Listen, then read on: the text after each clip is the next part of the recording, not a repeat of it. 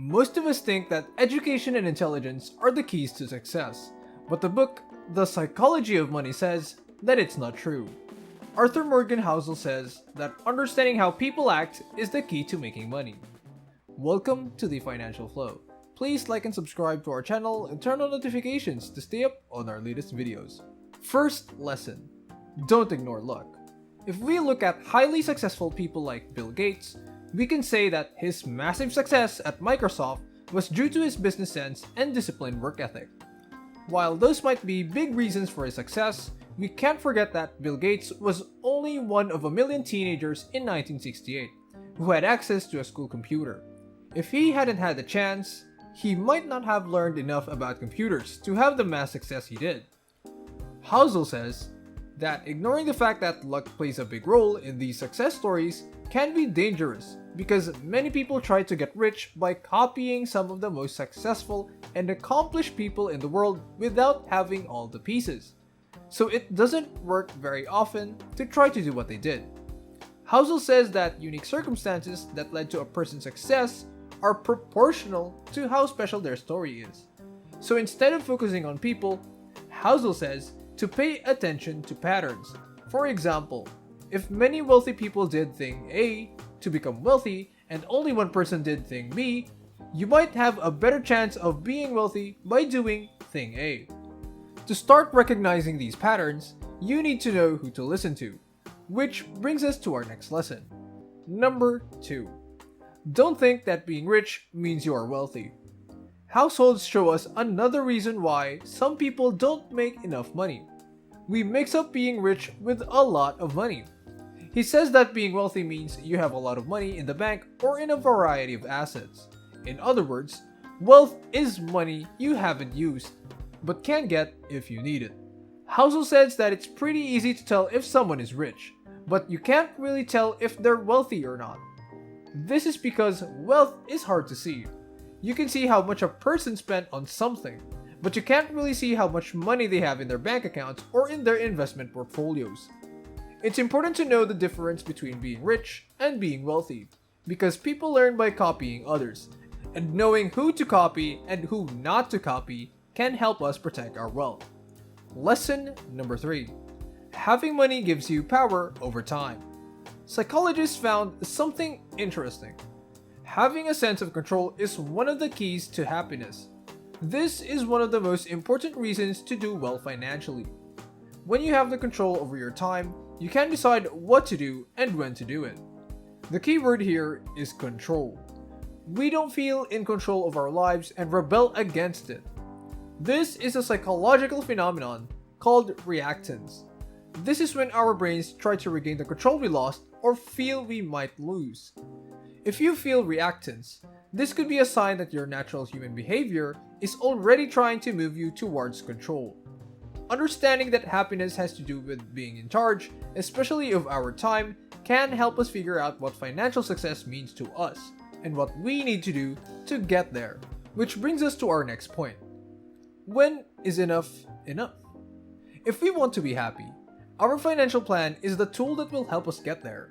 It's easy to get sidetracked by shiny things and the promise of wealth beyond our wildest dreams though.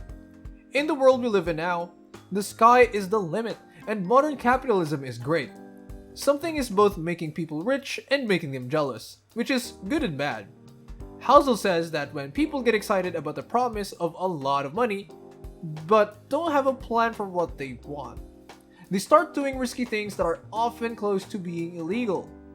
People who already had a lot of money have lost it all because they wanted more than the next person. Avoiding the comparison trap will not only make you happier, as many psychological studies have shown, but it will also keep you from taking unnecessary risks with your money, which can make you worse off in the long run. Lesson number 5. Make it a habit to save money. Housel says that getting into the habit of saving money is important for 3 main reasons. The first is because wealth is money you don't spend. Since wealth is money you don't spend, saving money is a way to make wealth. Number 2 is all under your control. There are a lot of things you can't control in the world of money, but keeping some of what you earn is something you can. putting away some of your income is much easier than making more money. So this is the best way to build wealth. This doesn't mean you shouldn't try to make more money, but you shouldn't make it a habit to save even if your income is low. This makes sure that you don't just become a rich person when you start making more money. Instead, you make it a habit to get rich. Housel says that one important thing to do is to value yourself more than other people's expectations, or to stop caring about what other people think. Housel says that we spend too much money because we care too much of what other people think of us. Housel says that once you've paid for your basic needs and a few comforts, you're no longer spending money on yourself. Instead, you're spending money on other people to either meet their needs or to show how much money you have. Number 6. How the mind works when interest builds up. People talk a lot about compound interest when they talk about investing and getting rich. As a quick reminder, compound interest is when you earn interest on both the money you originally invested and the interest you've already earned. For example, if you invest $1,000 and get a 10% return each year, you'll earn $100 in interest the first year. When you add this to your principal, you end up with $1,100 in year 2. In year 3, your 10% will earn you $110. In year 4, you will earn $133, and so on. Compounding is easy to understand in terms of math, but we need to be smart about how we invest to fully take advantage of it. This way, we can make the most of our money's earning potential while keeping it relatively safe. When it comes to compound interest, the most important thing is time, even more than the percentage of return each year. At first, our $1,000 investment doesn't seem very exciting, and that's the point. Even if we understand how compound interest works, it's hard to believe that just waiting can lead to big numbers. So instead, we try to come up with other ways to get big numbers. Lesson number 7. Expect bad things to happen. The last important part of a good financial plan is to think about what could go wrong.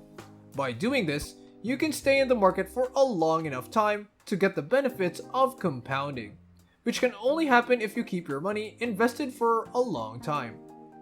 Housel says that most people are too optimistic about their finances. They can only plan for the best case scenario, which can be ruined by any bad luck. If your financial plan only works in a narrow range of possibilities, you are putting yourself at risk. A good financial plan takes into account that many things can go wrong, and you can still do well. There are 2 main parts to a good plan for your money. The first is that you should never put all of your money at risk. Housel recommends that you only invest a small amount of your money at a time, and not to put it all at risk. Having some of your money in safer investments will help you make up for any losses that might have come from investments with more risk. This means you should keep some cash even if it isn't making you any money. By keeping cash on hand, you can avoid losing years or even decades of your money if something bad happens. In a recession, for example, if you lose your job and don't have any cash, you might have to sell stock at a big loss just to get by. This can wipe out years of market gains and put you in a very bad position. Having cash on hand can also help you take advantage of bad economic times, which could help you build your wealth faster. Number 2. Don't depend on just one thing, and always have backup plans just in case. For instance, do you have a plan if you lose your job or if the market isn't doing well? In his book, The Intelligent Investor, Benjamin Graham says that you can't predict what the market or economy will do. Instead of trying to predict it, he suggests having a margin of safety, which lets you be wrong and still make money. So, in summary, don't ignore chance, don't confuse being rich with being wealthy, know why you want money in the first place, figure out how much you need to be happy, make saving money a habit, learn to take advantage of compound interest, and plan for things to go wrong. Thanks for watching. Don't forget to leave a like and subscribe to our channel for more content like this. Have a good one.